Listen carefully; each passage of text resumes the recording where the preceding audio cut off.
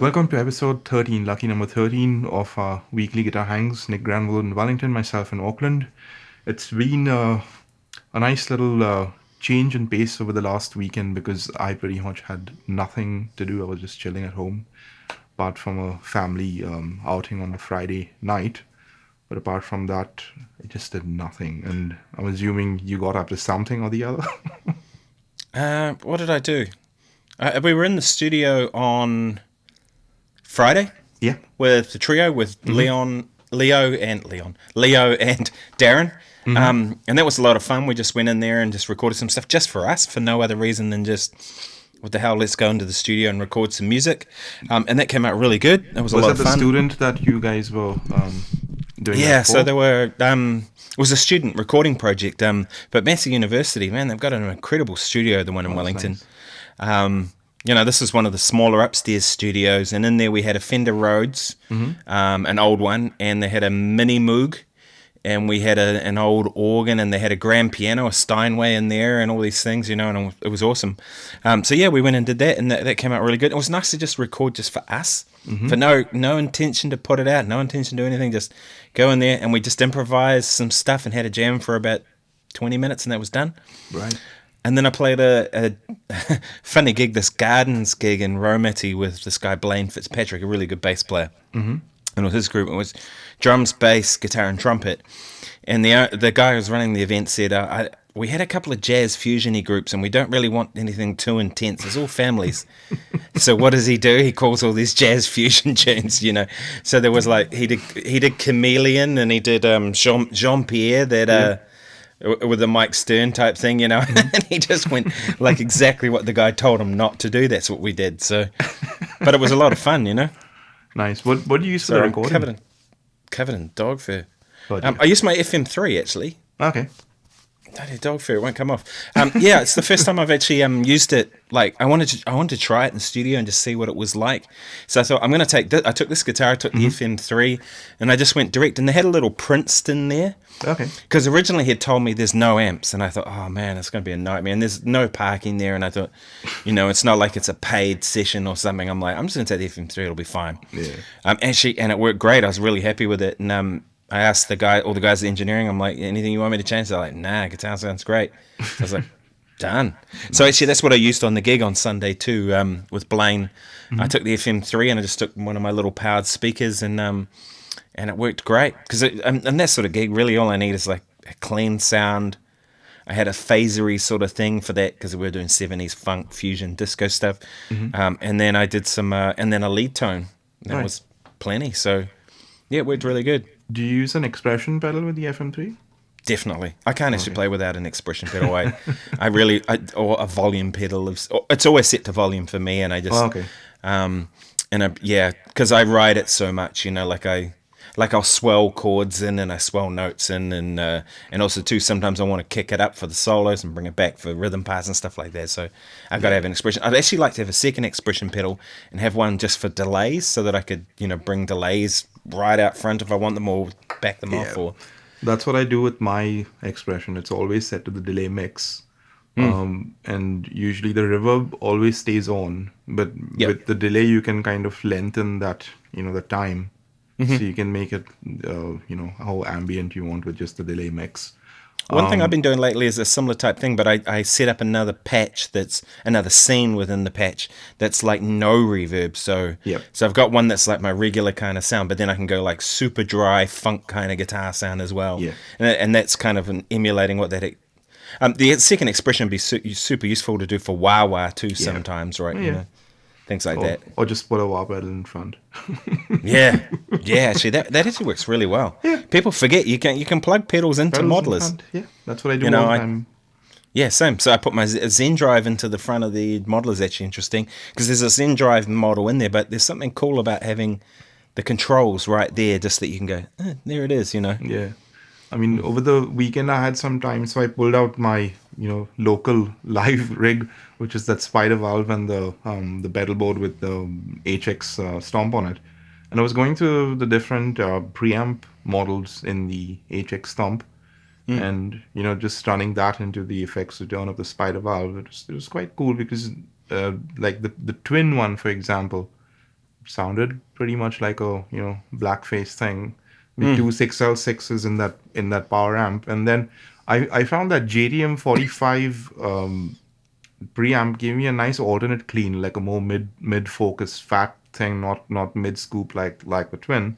But it could crunch up a little bit as well, which was nice. Just a little bit of hair on it, and then the pedals boosting the preamp. It did respond pretty much like an amp, So I wasn't really noticing any like digital artifacts or whatever. Maybe just my ears are old now, so Yeah, it's But funny you it's say that. pretty cool. You can just still gig with that, I mean, I don't think I'll be recording with it anytime soon because I've got better stuff to do that with. But what'll be curious is also if I just AV between the Bella and the blackface whatever preamp into the Spider Valve and just see what that sounds like, because you're at least going to the same speaker cabinet as a Yeah. But I mean, the thing is, they're all just different tools, eh? That's the way I look at it. So I kind yeah of go, whatever's going to get the job done, that's what job I use. done. I'm not precious about it. I've actually got a video coming out tomorrow on my YouTube channel where I use the FM3, but just for effects. So I actually ran a distortion pedal in front of it, the Keeley Muse Driver, the one he did with Andy Timmons, and I ran that into the Fractal, and the Fractal was literally just amps off, cabs off, just really reverbs, delays, tremolos, that stuff, and then into one of my little Tweed Deluxe back there, and that worked a really good setup too. And I thought, if anyone it came about because Leon Todd did a video and he was talking about how he sets up rigs for people. They often ask him to do it, and he said on a few occasions he set up an FM3 as an effects unit in the loop for people. And I thought, oh, never thought about using it like that, like Yeah, effects only out of the thing. Because the fractal reverbs are stunning. It's probably for my sure. favorite reverb is the gold plate in there. Way better than any of the other reverb pedals or whatever I've got, or any of the Logic ones I've tried, So so yeah, as an effects only. So I thought I'll do a video about it and sort of talk about my things. But I noticed I was getting massive hum, Okay. and then I put the Humbuster cable in, which they make, and that was it. Problem solved. Yeah. Because it's not meant to really be plugged into an amp like in that scenario. Do you know what I mean? Yeah.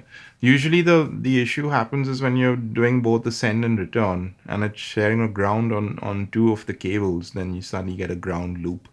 So then especially if you're doing it four cable method, sometimes you get like this massive hum, and then you just have to put an isolation transformer. I've been actually doing a bit of research on isolation transformers. It's like a fascinating subject Yeah. because like in some ways they're basically just tools just to lift a ground loop or something like that, but they're not all made the same, so it's like looking at the cost of like a Jensen transformer. They range from like 50 to 100 US dollars, and then you're wondering like why am I paying more for the expensive ones? What do those do that the cheaper ones don't? And then But it's there like would be a all difference in it, right? Though, for like a sure. DI box. Yeah, I think some people think all DI boxes are the same, and then once you hear good ones, you go, "Oh, I can sign it." Like they're letting all a lot of the bass players in town now have been buying these nobles. I Noble, think they are yeah. tube DIs for their basses, because they really make a difference. The NOBLE one, because there's also a pedal company called Nobels, which is NOBELS. Or no balls. Yeah. As that's what Tom Bukovac always calls it. I'm going to Yeah. be out there with my no balls pedal. And the funny thing is, that's the most ballsy pedal, one of the most ballsy Yeah. rock pedals you can get. But coming back to your DI box subject, it's also like how the DI box reacts to or rather the guitar reacts to the DI box, because like if you're used to turning your volume down, not all of them react the same way, and on the universal audio interfaces, they have those high Z inputs. When you plug in, they actually have a unison slot, so when you put in different amp models, it actually changes that impedance to reflect what the actual amp impedance is. That's like a huge subject, which is again, you know the old fuzz face trick, like you have it like your guitar volume on full, and then you turn it down and it cleans up and starts getting all sparkly and stuff like that. That's also because of that impedance relation. So it's a deep subject for me personally. I just know like different pieces of gear will have a different way of reacting. and Sometimes negatively and sometimes positively yep, too, right? yep, for sure. Sometimes like that extra sparkle that you get from the fuzz that you mentioned when you Hmm. turn it down is like a glorious thing, isn't it? Yep. But for some situations that's not the right thing, you Yeah, know. it depends what amp you're plugging into as well. Into a Marshall, it's a lovely thing. Like if your amp's already bright and clean, then that's going to be a little too much of, that you'll think it's sounding thin, for example. It just depends upon what the total signal chain is. But coming back to the subject of the modelers as well, I think even in the Helix and the Fractal, they'll probably have some kind of an impedance function on where your guitar's going in. Oh, totally. Yeah, yeah, they do. And some of that stuff you can when you've got to set your input level with the certain guitar that you run, Hmm. and it actually does make a difference if you don't set it in the right place. And it's not they want it they recommend just having it so it's just tickling the red, Yep. and it's not clipping. It's just getting your guitar's signal to be where it should be in terms of the unit. Because then the way like when you've got an amp on 5 Hmm. and a virtual amp, it's where a real amp would be on 5 in terms of gain and brightness and all that sort of stuff. Right. And so all that stuff does, and they also you can change the hertz from 50 hertz to 60 hertz, Hmm. or to do with power and certain things like that. Which all that stuff does make It quite a does, big yeah, difference. totally.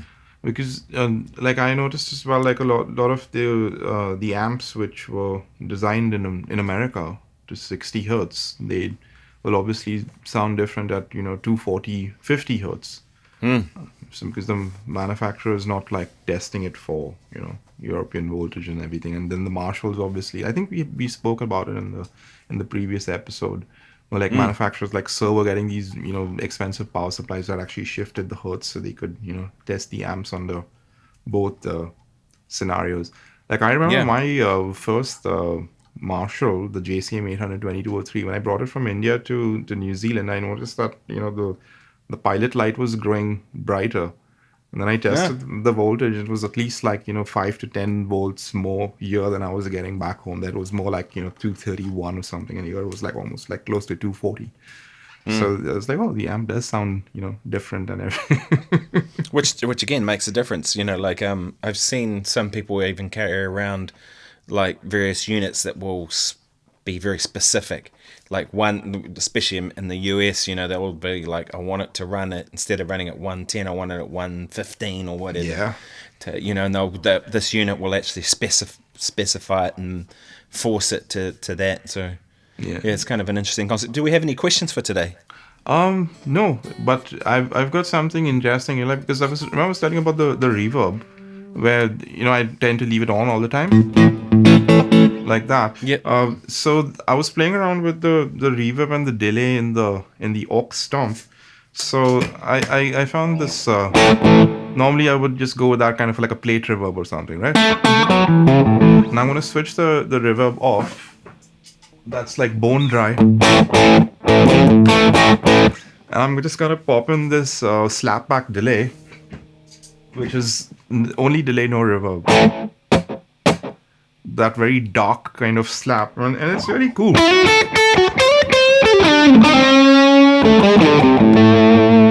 Because normally I'd have reverb and a slap, and if you put the reverb on as well, it's doing this.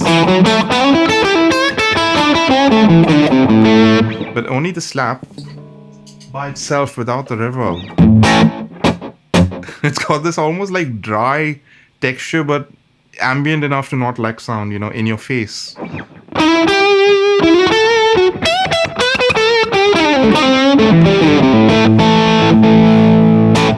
I know Osnoy does a lot of that now with it running a single slap instead of a reverb, because it actually works for funk kind of stuff. It works better than having a reverb Having a a lot of time, reverb, because essentially a delay is kind of a reverb, isn't it? One's just a lengthy length of delays, and one's a short and defined delay. Well, your But reverb is a collection of delays, all bouncing of like multiple delay lines, which is why the old lexicons, they had a limit on how many delay lines they could process simultaneously. Then they had to do all sorts of algorithmic fudging, which is kind of what gives them their character as well. I heard a funny thing about that. I was listening to a podcast the other day, and so I forget whose podcast it was, but they were talking about someone was saying to them that they really like the pure sound of a spring reverb. And he said, "You realize a spring reverb's not a pure sound anyway. It's an emulation of like what a reverb's supposed to do. Do you know what I mean? Yeah. And you know, because it's a room, isn't it? And so essentially, that sound you have there is almost like that slap sound you get out of certain bathrooms or like long halls where the sound kind of goes down the room. And I really like that kind of. It reminds me of a very Americana type guitar sound. Yeah.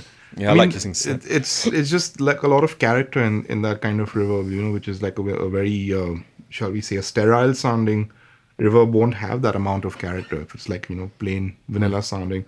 But the thing is, it won't always work in all situations, you know. Sometimes you'd want that thing to sound like it's in a room, and sometimes you want that old, you know, the springs doing their thing.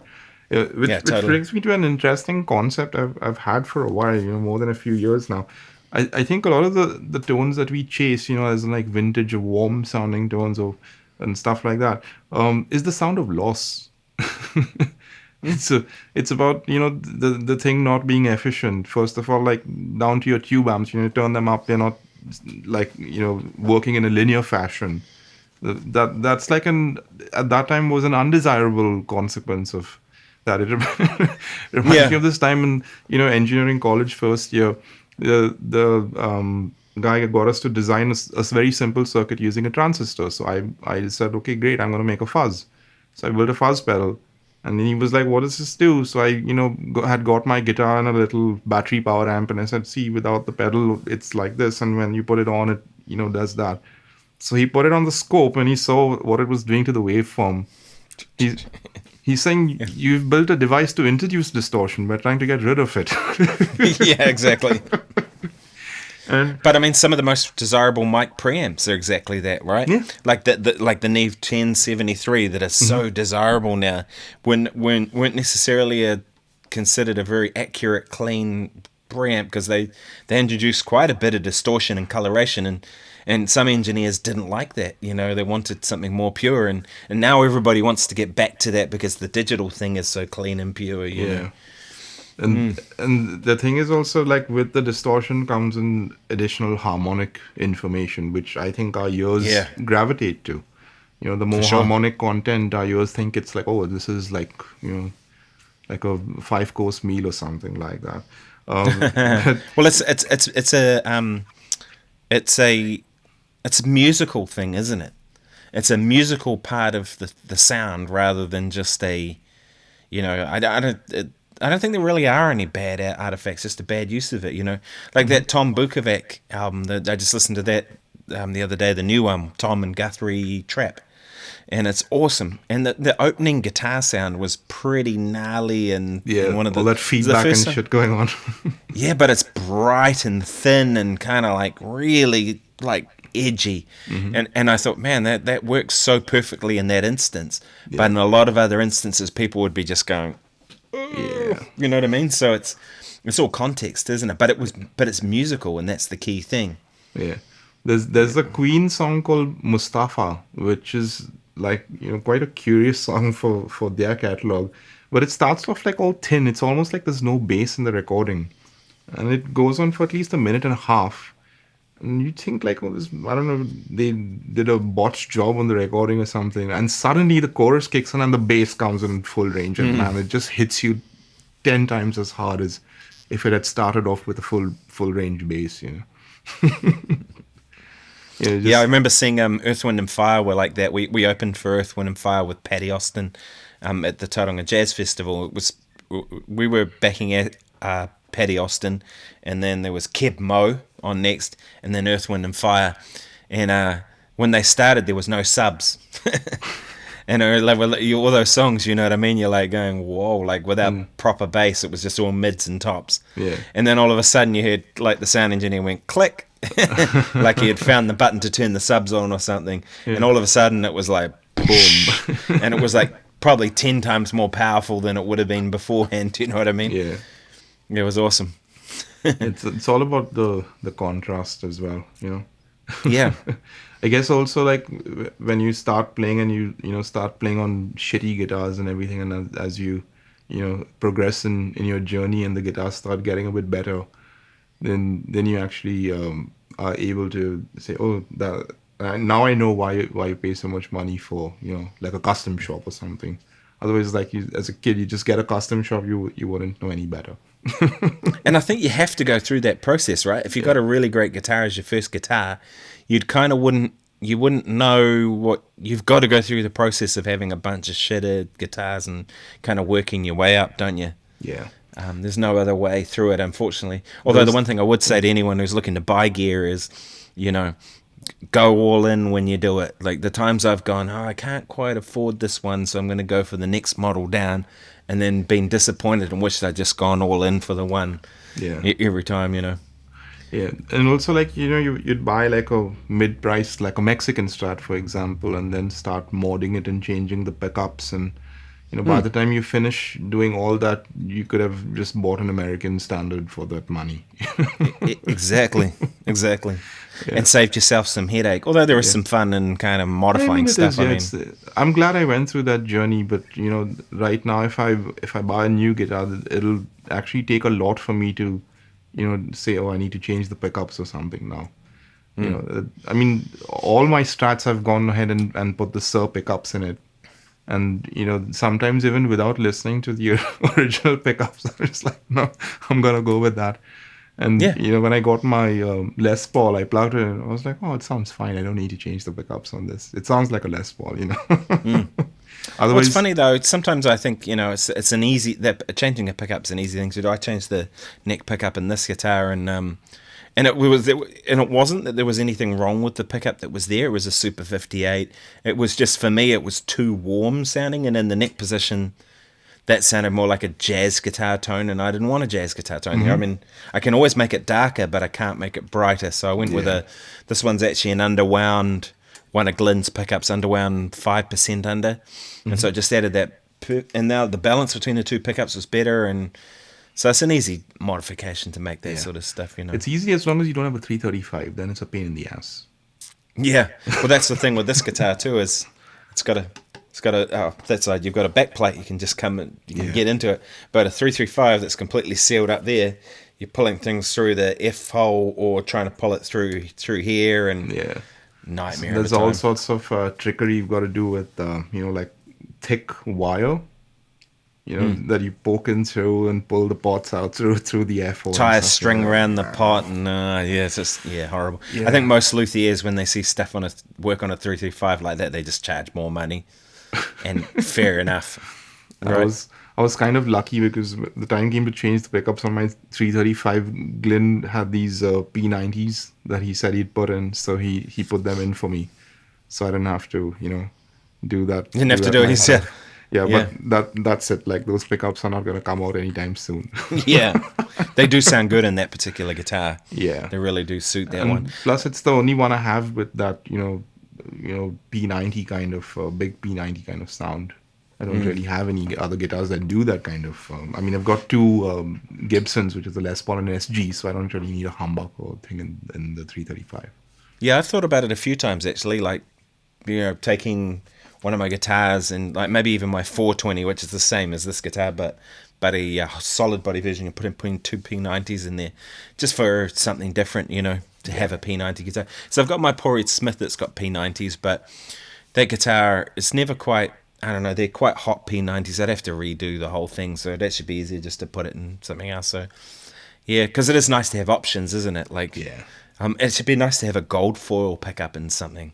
I think gold foil pickups are quite an interesting kind of thing. One of those Cuda casters. Yeah, exactly. You know what? Yeah. The only one I really been wanting for a while, and I've like almost thought about getting it, is that Brian May guitar. With It's funny you say that because I'm playing We Will Rock You later in the year, Oh, nice. in August. Now I've got to go on stage for a couple of solos, and someone asked me the other day, am I going to be playing the Red Special when I do it? And I'm like, no. No, why would I? I don't own one. Why would I want to do that? You know what I mean? Yeah. It's like, yeah, but I don't, yeah, I mean, just because he used one, it doesn't mean I'm Yeah. going to be using one. Do For you know what I me, mean? I'm not trying to, like, would I yeah, put a wig on and dress up like Brian May as well? And no, yeah, because I'd refuse to do that. If they said that, I'd be like, nah. see ya. Yeah, but I think for me the most important thing from that would be the pickup switching, where you can put pickups in phase and out of phase with each other at Yeah. will. You know, that's something quite unique, and But you can those. emulate that in certain ways anyway. Like a cocked wah wah will actually Yeah, kind of I get mean, you you could there. get away with pretty much anything if you had to, but I'm just saying it'll be cool to just have one lying around. In fact, there was one on Trade Me going for around $700. I was superly tempted, and then I was like, For that eh. price, that's all right. But the one I saw on there was like 7 or 8 grand. And I remember thinking, Oh, that ooh. was I think I saw that one. There was that expensive Japanese replica.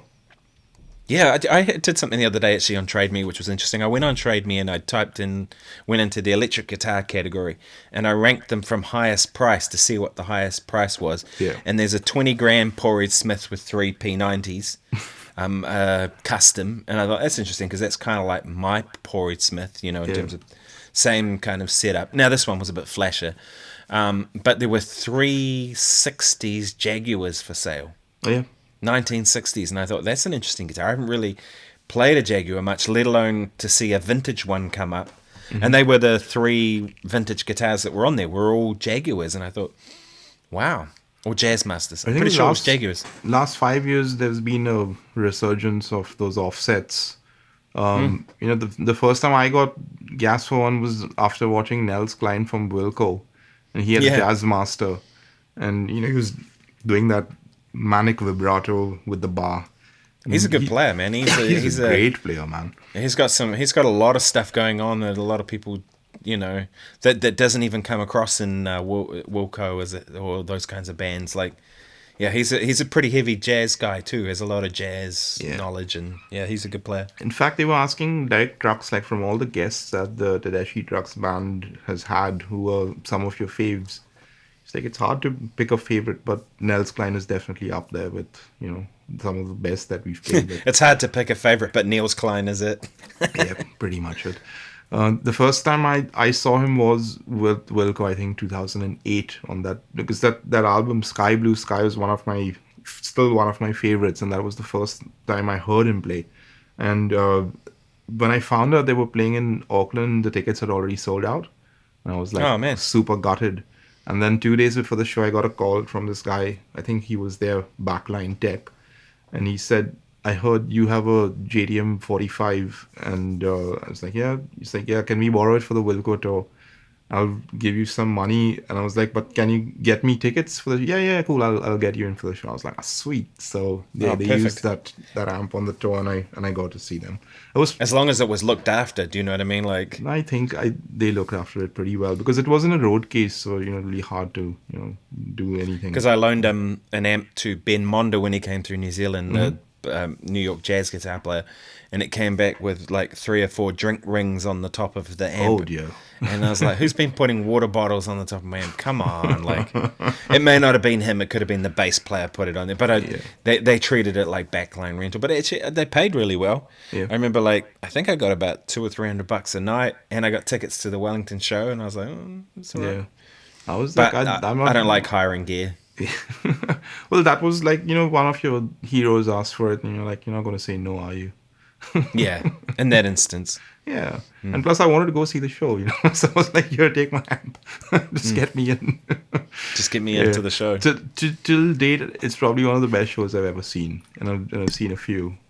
Just thought I'd better But plug my phone in for That gig, it kind of just gave me a new appreciation for what a rock band could do. Yeah, There's this totally. one song they did called Via Chicago, and it starts off with what's the guy's name? Jeff Tweedy on acoustic guitar, and he's just singing. It's almost like a country ballad kind of a thing.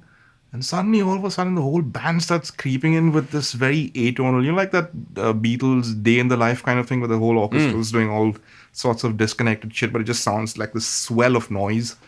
And they just built it up with the lights go flashing and everything like that, and then just they cut it short and it's just but down to him and the acoustic. It's pretty, and they do it like 2 or 3 times in the whole song. and like that blew my mind. And then they did those twin leads on the song called Impossible Germany, which is really nice. And then while those other two, they were three guitar players. The other two guitar players are playing this twin lead thing. This guy's playing like an improv solo on top, and it was pretty inspiring till date. I have to say, like, I still look back very fondly and glad I went. Yeah, man, and that's usually been my experience with those top level shows like that. Is every time I go, I go. Sometimes I look at it and I go, man, do I really want to spend $150 on this or whatever? Every time I'm always like going away, going, man, that was totally worth it. Right, like James Taylor the other night. That's still fresh in the front of my mind as a great concert to have seen. And a year from now, I won't remember what I paid for the ticket. Yeah.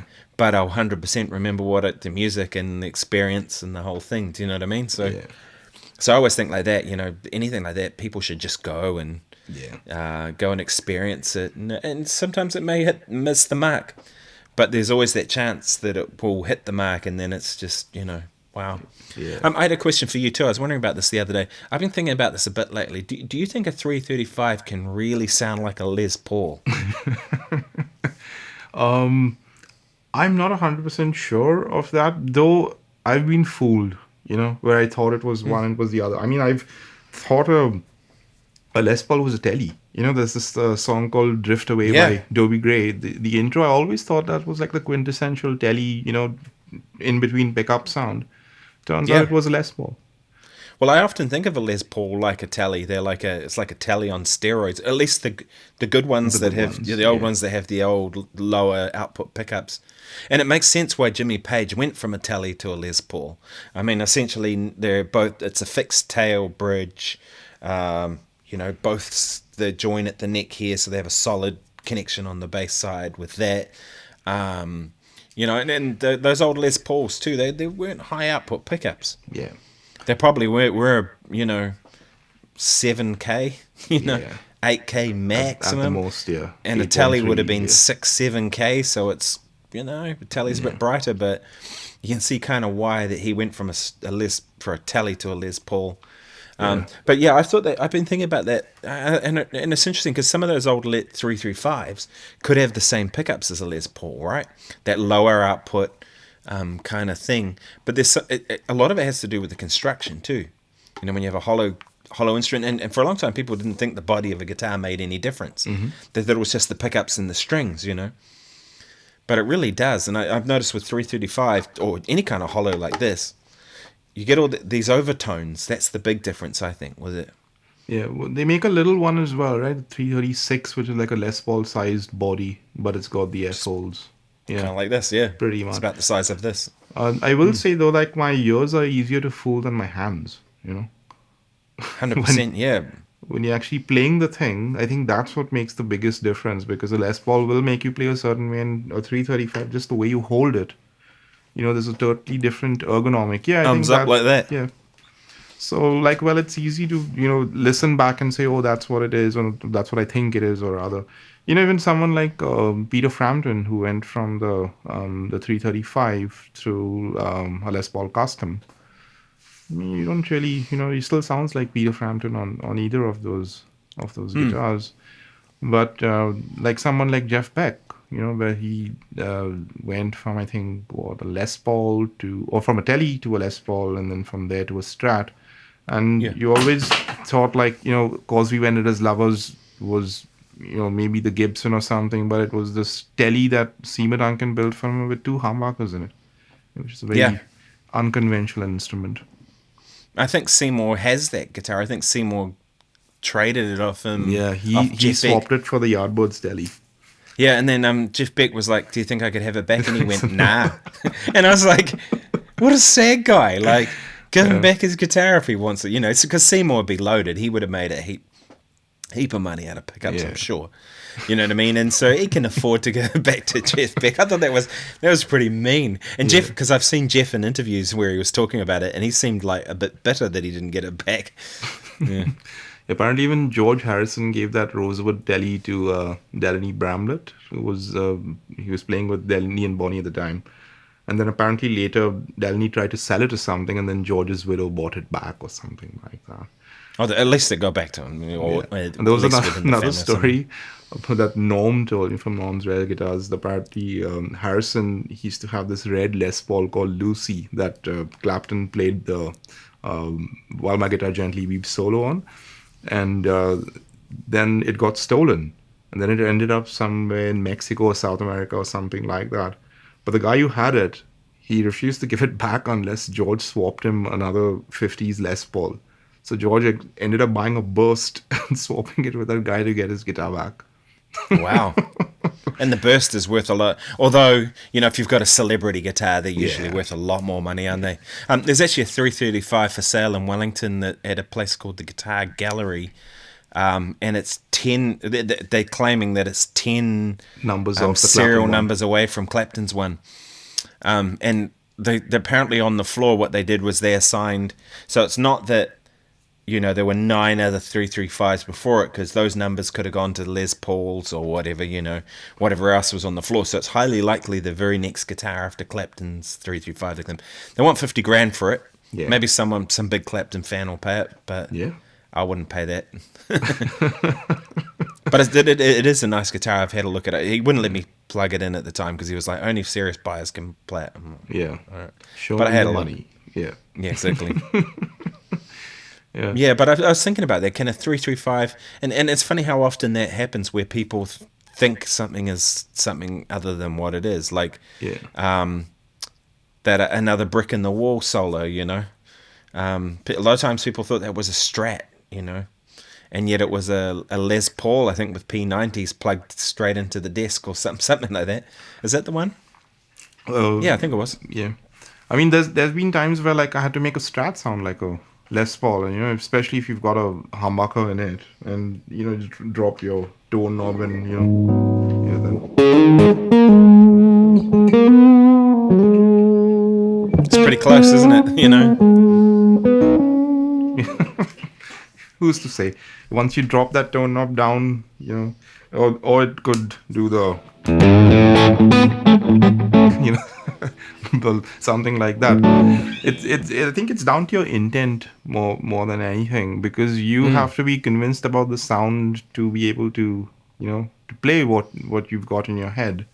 And if the sound's not really doing it for you, there's always a thing at the back of your head like, there's something wrong with the sound, And The one thing I haven't been able to do is get a Tele or a Strat sound from a humbucker guitar. Like this is a 2 humbucker guitar, and they've got coil splits on it, and they're useful. Like, and then if I coil tap them, yeah. I'm on both pickups. So this is the humbuckers.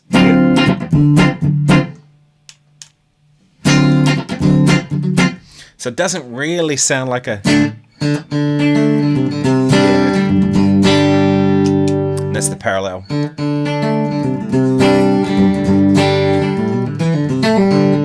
Doesn't really get that sound, but it's a usable sound, but it's not necessarily that kind of thing. It's got only a matter of time, I reckon, before somebody does figure out how to split a humbucker to make a.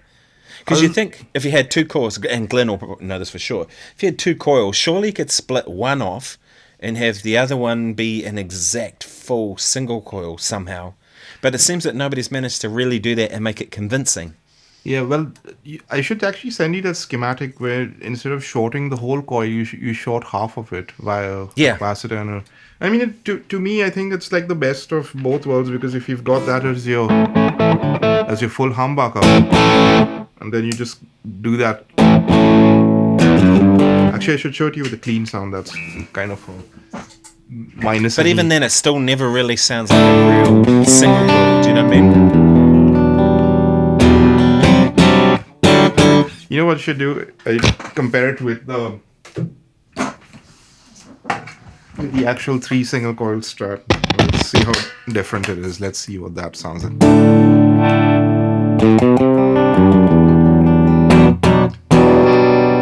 That's tone on 7 or so. Yeah, that's your normal single coil. There's a sparkle there that wasn't there before. Do you know what I mean? But I had the tone knob down. We'll turn that tone knob up and see now what that sounds like. It's just like on the fly. Yeah, so that's with your tone knob on 7 as well.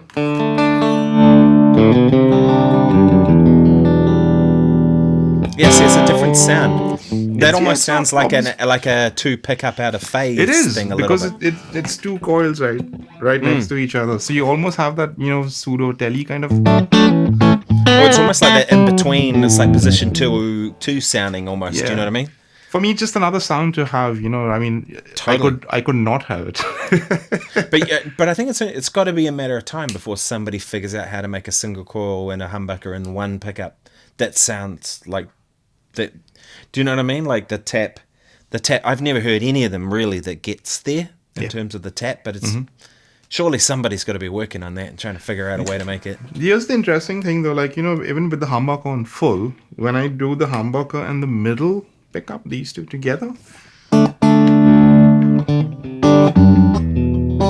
that's like a really usable sound, and I kind of like that Yeah. more than the tapped humbucker with the middle. Yeah, I'm the same. Yeah. I mean, you get that outer phasiness as well. And if you Yeah. compare that to just the middle pickup by itself, which is a very underrated sound for a Strat wheel, just by itself, and even with like some drive, that middle pickup.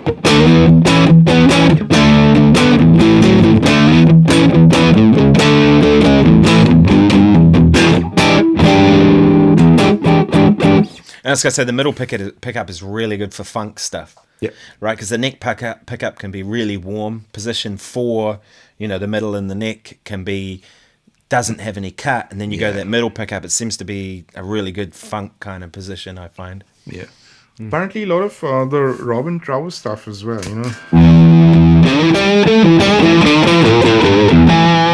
Something like that. It's quite a. I've never really been a big user of it, but maybe over the last 5 years, it's definitely been a tool in the toolbox, shall we say? Yeah, yeah. There is something cool about two pickups though too in a guitar. I find guitars that have two pickups, like a Telecaster, for example. You can put another pickup in the middle, but it changes things. I think partly too it's the string pull. The extra pickup does pull the strings in a different kind of way. Do you know what I mean? And even ergonomically, like sometimes you put your hand right where that middle pickup, because I've got used to either playing between these two or between these two. Yeah. On a Strat, that's where I'd be picking, but sometimes on a Les Paul, you'd pick plumb in the middle of the two pickups. Have you ever played a Les Paul Junior with just the P90 in the bridge? A long time back, I think it was like a vintage reissue, but I haven't really played an old one, like a 50s one or something like that. Yeah, I played. I did an open counselling session. This is what they call it in LA at the Musicians Institute. So basically, instead of guitar lessons, what they do is they have these open counsellings, and they have each of the teachers is in a room. The doors open, and they're there for 3 hours, and you can just go and spend 10 minutes with that person, 10 minutes with that one, and whatever. So I did one of those, and in the room next door was Alan Hines. Okay. I don't know if you know Alan Hines, Yeah. an amazing guitar player. So Alan was like, "Why don't you just come in and we'll do it in the same room and just jam?" And I'm like, "Sure." And he had just picked up a Les Paul Junior with the single P90. And he bought it. It was a 1959, so the big neck chunky thing. And he just bought it. And the first thing he did was, before he even played it, he took it straight to his luthier and said, "Put bigger frets in it," so it had medium jumbos. And man, that thing just sang like mad. You play a chord and it would just ring for days. And I never got it. The one pickup there, I was like, how's it going to be useful? But I think not having a pickup in the neck position, now the neck body joint is really, really strong. So that all that resonance that happens and comes through the neck into the body and a whole lot there's not a hole there anymore. Yeah. Do you know what I mean? And also too, there's less string pull because of only one pickup. And man, the amount of tones you could get out of it just by operating your controls, because it had 50s wiring, it was original wiring. So just by turning down, you could get like you could make it sound like a neck pickup by turning your volume down a little bit and your tone down. Yeah. It was really, really interesting. And I kind of went, man, Wouldn't mind one of those now. I told Glenn, like, how come no one's ever made a humbucker with like a multiple bunch of taps on the second coil? So you can have them on a switch which goes click, click, click, click, click, and you're adding more turns, Yeah. as you go. That'll be a cool idea. Just like a Or single pickup. a little dip switch box, Yeah. with different dip switches, so you could do it. There is, I don't know if you know Mythos pedals. That guy, I saw he makes one for the tone control, and it's a little box about this big that you put inside the cavity, and I think it's got 6 different dip switches, and you can flick one up, and it'll add different capacitors Oh yeah. into the circuit. So you can choose. You can go, oh, okay, I'll play this one for a little bit, and then I'll choose this one, and then get it exactly where you want it on your guitar. So yeah, surely someone would make a pickup like that, right? There you go, Glenn. There's the new Blackstrat Blue signature pickup. Yeah. Yeah, I've been looking at old Fender potentiometers from the old Strats, and you go have a look and see what those things cost, man. They're selling like a pot for $400 or something like that, which is like ridiculous. Crazy, isn't it? For a part you can buy for like $6-7, Yeah, maybe it's $8 for a CTS pot. It's mad. And But the thing is, once they use pot, they're usually not very good anyway. You don't want to put you want to put new pots in. Do you know what I mean? yeah, but apparently the quality of pots, I have to say, has gone to shit of late. So the tapers of those old pots apparently are very different, and I've heard multiple people say that like part of the magic of those old vintage guitars is the electronics, which And once sometimes too, the 500k pots are not 500 even. Yeah. Sometimes not even really like 350. Kind of down there, and you kind of wondering why your guitar's dark, and you put another pot in, and it's like all of a sudden it's like, oh, there it is. Yeah, apparently Yeah. Gibson started using 300k pots at some point, and the pickups I think were a little bit on the brighter side, so they put those 300s to tame them down a bit. But I had a friend who replaced the 300s with the 500, and he was like, "Oh, that's where my bloody top end's gone," Yeah. dumbass pots that they put in. I've got my Talman guitar, the one I think I used it last week or the week before. I actually put it had 250k pots in it, but when I put the humbucker in the neck, I balanced it out with hotter pickups in the other two to try and blend with it better, and I found that 250 wasn't working, so Rob bought some 300k and we put those in. And that I didn't really notice too much difference between 250 and 300. It was like, then we put the 500k in, and I was like, that's what it needed, Even on the single coils, because they were the hottest single coils, the bridge is a Cruel Mistress, which I think is about an 8 or a 9k single coil, so it needed like a 500k pot to. Yeah. Yeah. Some of those old tellies had a 1 meg pot, which is then like super brilliance. A lot of Is it that. Jazzmaster that did that too, or the Jaguar? One of those two. I think it might have been the Jazzmaster that had the big pickups, that Right. they look like a P90, but they're just bigger and wider. I think those were 1 meg pots they had in those too, which were super bright. Yeah. Because someone Really told me zingy. like Roy Buchanan used to use 1 meg pots in his telly. I'm like, that makes sense. Because that was like some of the, the old joke. How many telly players does it take to change a light bulb? None. It's bright enough. I haven't heard that one before, but I've heard a lot of those. Like how many guitar players does it? Oh, there's one like that about how many guitar players, all claiming they can do the part. There's one guy to do it and 99 others to claim they could have done it. Better. Yeah. Yeah. My favorite one was how many bass players does it take to change a light bulb? Apparently none, because the keyboard player will do it with his left hand. Yeah, and that's totally fair. Yeah. Nah, you're just kidding. Yeah. Yeah. There's another one, like, what do you call a guitar player whose girlfriend left him? Homeless. Oh. Yeah. Poor Yeah. guitar players. Actually, I think sometimes we bring it on ourselves. We just get like so caught up in the minutiae. Is that a Dean Parks type joke? No, those were straight up dad jokes. Yeah, totally. Yeah, funny, eh? And what have you got coming up? Have you got some gigs around the corner? None as of this weekend, but there may be some recording work the following weekend. So I'm still Does it like, feel like it's slowed down a bit it with has. I mean, gigs? but this is the time of the Yeah. year it normally slows down in any case, right? The moment we Yeah, get but it into feels winter. more so than normal. Oh, It's really? I was talking to Darren Matthieson after that recording. We went out and Hmm. had some lunch, and he was like, "Man, the next little while is like it's quieter than it's been for a long time." Well, And if he's feeling it quiet, then I it's know. really quiet. Well, and it's quieter for me. I mean, I've got some stuff on, but it's not as busy as usual. You know what I mean? I think I think it's the first thing that happens when people were feeling the pinch of financial pinch, as they cut back on all that sort of stuff. And so there's Yeah, less gigs and less. Yeah, I do true. have I'm playing the Wellington Jazz Club in a couple of weeks though, and then I've got the Lower Hutt Sports Awards, which is actually the biggest sports awards in New Zealand. Okay. And that'll be awesome. They have 1,000 people there seated and catering for 1,000 people.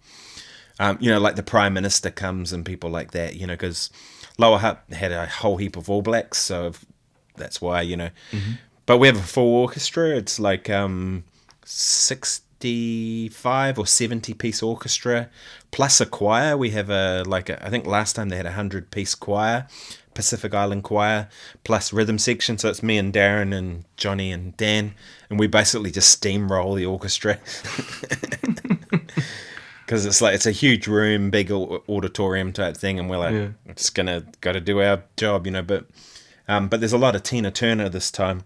Oh, okay. And there's and then what they do is they do this big sports awards concerts, like a big dinner thing and all that kind of thing, and broadcast it. And then the following night, because the stage is already there and the lighting's already there, they do a free concert for the local community, and basically same orchestra and choir and singers, lighting, the whole lot, but free concert for the community.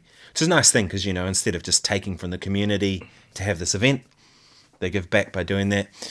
But the following night we're doing like Radio Gaga and Bicycle and all Oh, these Queen nice. songs. So I Nice. get to play a bunch of those. And what's that?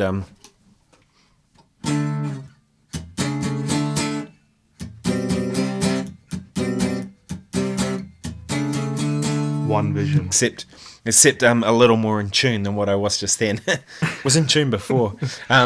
Yeah. So all that kind of stuff, which will be fun to get to play with an orchestra. I always enjoy that gig, but it's funny, I've done that gig for probably 15 years now, I think. And the orchestra's had it for 5 years, but before that, they there was various different people who had it. And someone would have it, and they'd have it for 1 year, and then they'd lose the gig, and they'd get someone else.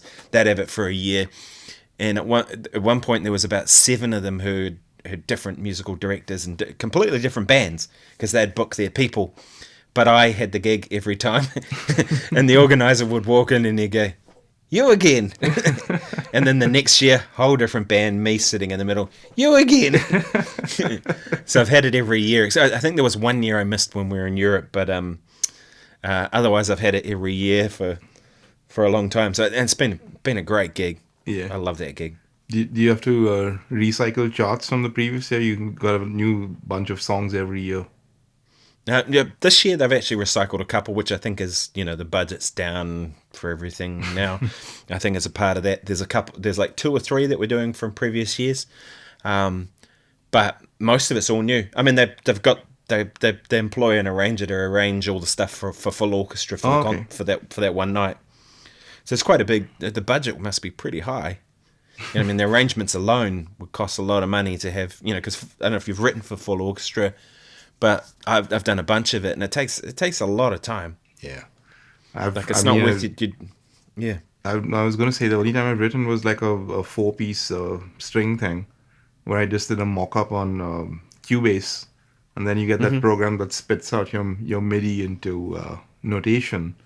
And I just had someone check that, and he was like, "Oh yeah, that seems okay." As long Actually, as string quartet can be harder to write for than yeah, orchestra. because I the find. range of each instrument is something you have to keep in mind. Because when you're on MIDI, you can just do what you want, but then you have to kind of if I went to Google and I was like, "What's the range of each instrument?" and it told me that's the lowest note, that's the highest note. So I'm But made if you use shows. Sibelius or something like that, Yeah, the notes will go red when you're out of the range, that kind of stuff. But it's more what I'm meaning is like if you have an orchestra, you've got a lot of colors to work with, yeah, so you can sort of fill up all the sound with all these different things. But when you have a string quartet, you have to be really careful about how you voice things, and otherwise things fall apart pretty quick. Whereas with orchestra, there's safety in numbers. You know what I mean? Yeah. You've heard that Lyle Workman album called Harmonic Crusader, right? Yes. Yeah, Brilliant. on one of them, there's a one of the songs. There's a bit where the guitar emulates a string quartet. So he's actually tracked like four different guitars, and Yeah. it sounds pretty epic, you know, just Don't the way, remember that. almost like a Brian May kind of a thing. Because Brian May had like a few of those moments. There's this one song called "All Dead, All Dead." If you listen to that, like there's a bit in the middle where he uses that, you know, that solid state amp that John Deacon built for him called the Deaky amp, like a little small little battery power thing. So apparently he used to use that for all the overdubs because it didn't take up, you know, too much space in the mix compared to the AC30. And then he'd, you know, run different pickup combinations and different tone settings just to sculpt different frequencies for each of those layers. And when it all comes together, it's a pretty epic thing. So Oh yeah. having heard the Lyle Workman thing, I was like, oh fuck, that's a really cool idea, you know. I'd like to do that sometime. Actually, I used to run a guitar ensemble at the university when I was there, and I had usually 6 guitarists plus rhythm section. It's funny. I remember like I bought every single arrangement that you could get for them, and because there's not that much, right? Not a lot of people have written for ensembles like that. There was some stuff done that Bruce Foreman wrote, and he gave me some of those. And then there's a guy in Christchurch who used to run one. The one in Christchurch was called the Wire Choir, a guitar ensemble. Yeah. But I remember saying to the students, I was like, when you graduate, write some guitar ensemble music, record all the parts by yourself, and then go and sell them. You'll sell heaps, because most universities have a guitar ensemble. You'll make a fortune selling this stuff because there just isn't the resources. And in the back of my mind, I've kind of thought, it's something I need to do, but I just never get around to doing it. Yeah. You know, yeah, I should do it one of these I days. think Nigel Gavin had something like that called the Gitbox Rebellion. I don't know if it was in a classical format, but I saw some of that on YouTube. It was pretty interesting. I think like maybe 6 or 10 guitar players, all you know, they seem to kind of use it to their strengths, which was a good thing. You know, Yeah, otherwise it can become chaotic pretty quickly. I saw him at the Tauranga Jazz Festival because he was playing on one of the outdoor stages he was on just before us. So I got to have a chat with him afterwards, and it was nice to catch up. Actually, he's a good guitar player, man. Yeah. I like his thing, what he does. I recorded him once. He came in to play something on Lorena Harding's album, and I was producing that with her. And yeah, he's definitely an interesting guy. He was telling me some Robert Fripp stories.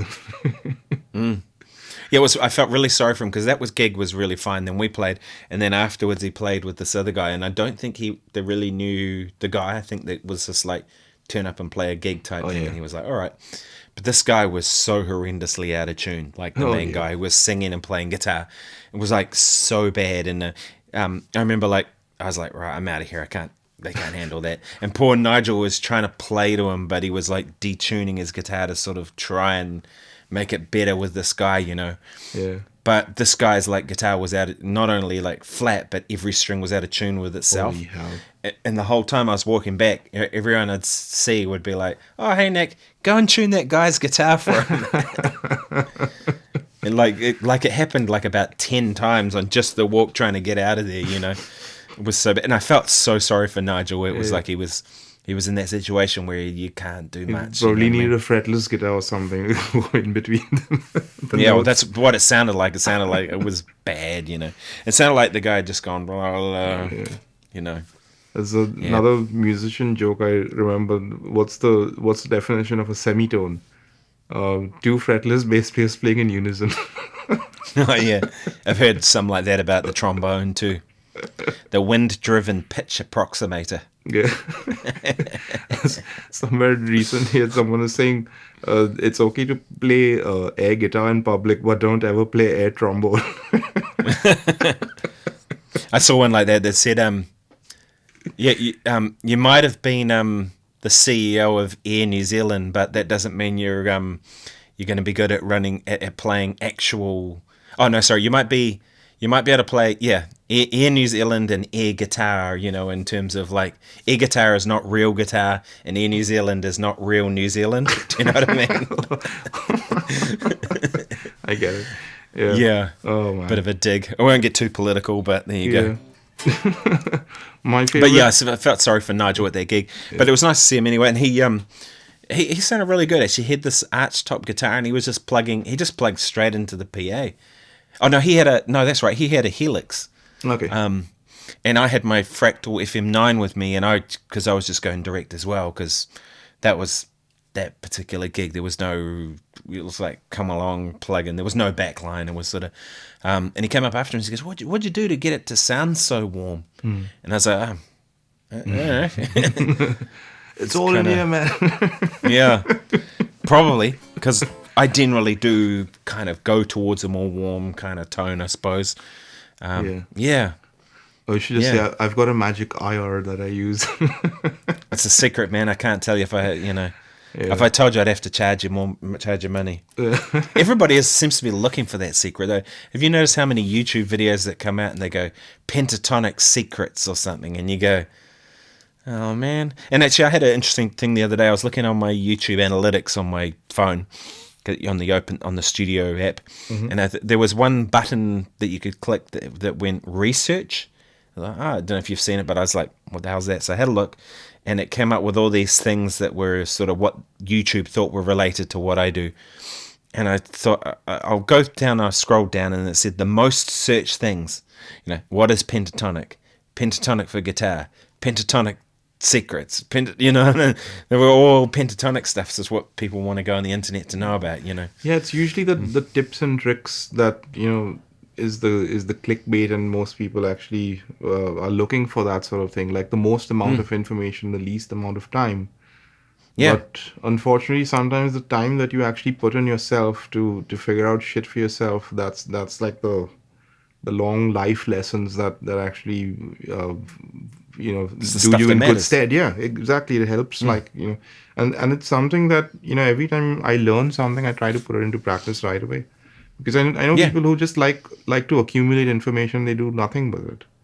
It's like, what's the But point it's of? an interesting thing, isn't it, Yeah. that everyone's looking for a shortcut and they're going to YouTube to spend time to get the shortcut when you could just spend more time practicing and playing, and I mean, it's that it's good to know would what to get practice. If someone can guide you for and say sure. this is what you need to do, and this is what you could focus your energy into, and then you take it from there and actually do that yourself, rather than someone spoon feeding it to you. Anyway, so that's pretty much what we've got time for this week, and thank you for watching. We'll see you again sometime next week. See you. Bye Leave bye. us questions because we want to answer your questions. If you made it this far, then thank you, and leave us some questions.